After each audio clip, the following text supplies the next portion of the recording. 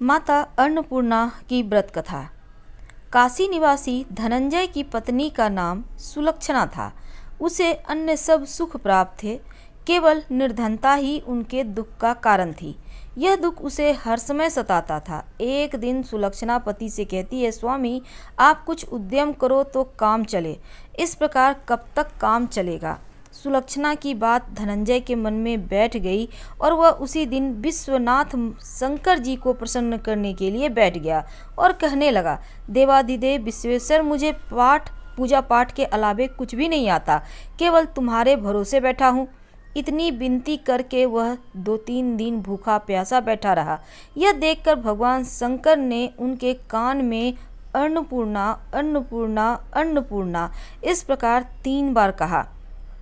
यह कौन क्या कह गया? इसी सोच में धनंजय पड़ गया कि मंदिर से आते ब्राह्मण को देखकर पूछने लगा, पंडित जी अन्नपूर्णा कौन है?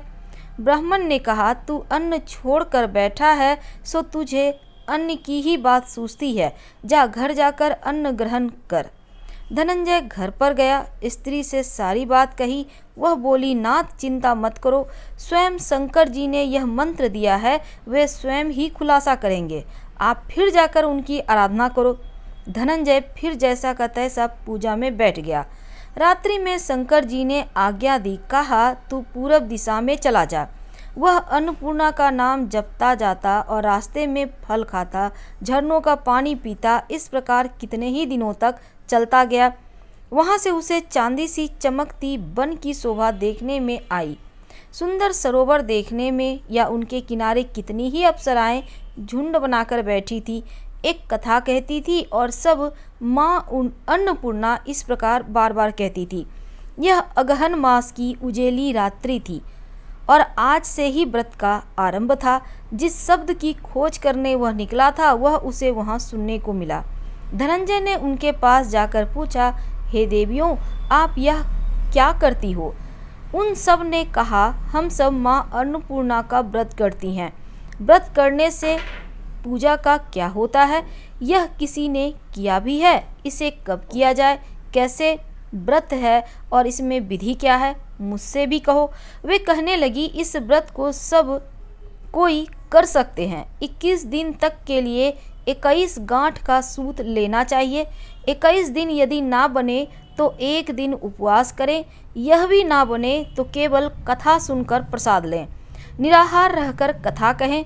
कथा सुनने वाला कोई ना मिले तो पीपल के पत्तों को रखकर सुपारी या घृत कुमारी वृक्ष को सामने रखकर दीपक को साक्षी कर सूर्य, गाय, तुलसी या महादेव को बिना कथा सुनाए मुख में दाना न डालें। यदि भूल से कुछ पड़ जाए तो 1 दिवस फिर उपवास करें। व्रत के दिन क्रोध ना करें, झूठ ना बोले। धनंजय बोला, इस व्रत के करने से क्या होता है? वे कहने लगी, इसके करने से अंधों को नेत्र मिले, लूलों को हाथ मिले, निर्धन को धन मिले, बांझिन को संतान मिले, मूर्ख को विद्या आए। जो जिस कामना से व्रत करे माँ उसकी इच्छा पूरी करती हैं। वह कहने लगा, बहनों मेरे भी धन नहीं है, विद्या नहीं है, कुछ भी तो नहीं है। मैं तो दुखिया ब्राह्मण हूँ, मुझे इस व्रत का सूत दोगी? हाँ भाई, तेरा कल्याण हो, तुझे देंगी, ले इस व्रत का मंगल सूत ले। धनंजय ने व्रत किया। व्रत पूरा हुआ तभी सरोवर में से 21 खंड की स्वर्ण सीढ़ी हीरा मोती जड़ी प्रकट हुई। धनंजय जय अन्नपूर्णा अन्नपूर्णा कहता जाता। इस प्रकार कितनी ही सीढ़ियां उतर गया तो क्या देखता है, करोड़ों सूर्य से प्रकाशमान अन्नपूर्णा का मंदिर है। उसके सामने स्वर्ण सिंहासन पर माता अन्नपूर्णा विराजमान है। सामने भिक्षा हेतु शंकर भगवान खड़े हैं। देवांगनाएं चवर डुलाती हैं, कितनी ही हथियार बांधे पहरा देती हैं। धनंजय दौड़कर जगदंगा के चरणों में गिर गया। देवी उनके मन का क्लेश जान गई। धनंजय कहने लगा, माता आप तो अंतर्यामी हो, आपको अपनी दशा क्या बताऊं? माता बोली, मेरा व्रत किया है, जा संसार तेरा सत्कार करेगा। माता ने धनंजय की जिह्वा पर बीज मंत्र लिख दिया। अब तो उनके रोम रोम में विद्या प्रकट हो गई। इतने में क्या देखता है कि वह काशी विश्वनाथ के मंदिर में खड़ा है। माँ का वरदान ले धनंजय घर आया, सुलक्षणा से सब बात कही। माता जी की कृपा से उसके घर में संपत्ति उमड़ने लगी। छोटा सा घर बहुत बड़ा गिना जाने लगा। जैसे शहद के छत्ते में मक्खियाँ जमा होती है, उसी प्रकार अनेक सगे संबंधी आकर उनकी बड़ाई करने लगे। कहने लगे, इतना धन और इतना बड़ा घर, सुंदर संतान नहीं तो इस कमाई का कौन भोग करेगा। सुलक्षणा से संतान नहीं है, इसलिए तुम दूसरा विवाह करो। अनिच्छा होते हुए भी धनंजय को दूसरा विवाह करना पड़ा और सती सुलक्षणा को सौत का दुख उठाना पड़ा। इस प्रकार दिन बीतते गए। फिर अगहन मास आया। नए बंधन से बंधे पति से सुलक्षणा ने कहलाया कि हम व्रत के प्रभाव से सुखी हुए हैं, इस कारण यह व्रत छोड़ना नहीं चाहिए। यह माता जी का प्रताप है जो हम इतने संपन्न और सुखी हैं। सुलक्षणा की बात सुन धनंजय उसके यहाँ आया और व्रत में बैठ गया। नई बहू को इस व्रत की खबर नहीं थी।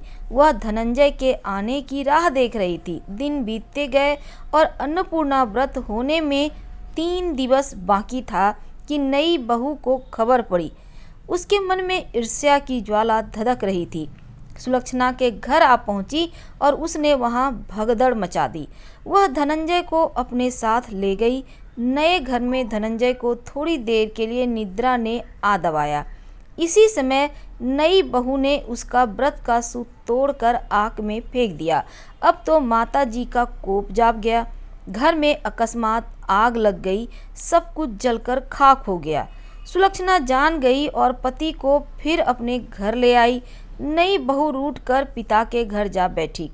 पति को परमेश्वर मानने वाली सुलक्षणा बोली, नाथ घबराना नहीं, माता जी की कृपा अलौकिक है। पुत्र कुपुत्र हो जाता है पर माता कुपाता नहीं होती। अब आप श्रद्धा और भक्ति से आराधना शुरू करो, वे जरूर हमारा कल्याण करेंगी। धनंजय फिर माता के पीछे पड़ गया। फिर वही सरोवर सीढ़ी प्रकट हुई, उसमें माँ अन्नपूर्णा कहकर वह उतर गया। वहां जाकर माता जी के चरणों में रुदन करने लगा। माता प्रसन्न हो गई और यह मेरी स्वर्ण की मूर्ति ले, उसकी पूजा करना तू, फिर तू सुखी हो जाएगा। जा, तुझे मेरा आशीर्वाद है। तेरी स्त्री सुलक्षणा ने श्रद्धा से मेरा व्रत किया है, मैंने उन्हें दिया है। धनंजय ने आंखें खोली तो खुद को काशी विश्वनाथ के मंदिर में खड़ा पाया। वहां से फिर उसी प्रकार घर को आया। इधर सुलक्षणा के दिन चढ़े और महीने पूरे होते ही पुत्र का जन्म हुआ। गांव में आश्चर्य की लहर दौड़ गई।